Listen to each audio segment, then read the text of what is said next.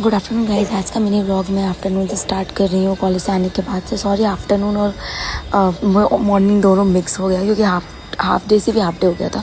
तो कॉलेज से आने के बाद मैं थोड़ी सी स्टडी स्टार्ट कर दी क्योंकि मुझे ज़रूरी था। कुछ मेरा पर्सनल था पेंडिंग में, तो सारे कंप्लीट करने के बाद मैं कोचिंग पढ़ाने के लिए रेडी हो गई क्योंकि बहुत ज़्यादा जल्दी आ गए थे कॉलेज से और मेरे पास पूरा टाइम बचा हुआ था। तो मैं पढ़ाई लिखाई करने के बाद मैं सोची कि मैं बच्चों को कोचिंग पढ़ाने चली जाती हूँ और कोचिंग पढ़ा के फ्री हो जाऊँगी। तो थोड़ा मार्केट जाना था और मेरे को सैलून जाना था हेयर सेट करवाने के लिए। तो फिर मैं कोचिंग पढ़ाने आ गई और मैंने इन दिनों को पूरा टाइम पढ़ाने के बाद फिर मैं चली गई मार्केट, जो भी मुझे काम था वहाँ करने के बाद फिर मैं सैलून चली गई। सैलून तो पास में ही था, तो वहाँ पे मैं हेयर वॉश और अपना थोड़ा सा हेयर सेट करवाना था। तो वो सारे काम करवाने के बाद फिर मैं सारी चीज़ें स्किप हो गई। सडन एक मेरी फ्रेंड थी, उसका एक्सीडेंट हो गया और फिर मुझे वापस हॉस्टल आना पड़ा और उसका केयर वेयर थोड़ा सा कर रहे थे, मसाज कर रहे थे और रात हो चुकी थी, कुछ अराउंड 8:30 या 9 हो रहा था। तो फिर उसके बाद फिर मैं छत पे चली गई थी। इसके बीच का टाइम डिनर विनर करने के बाद फिर ये बर्थडे की सरप्राइज़ प्लानिंग हो रही थी,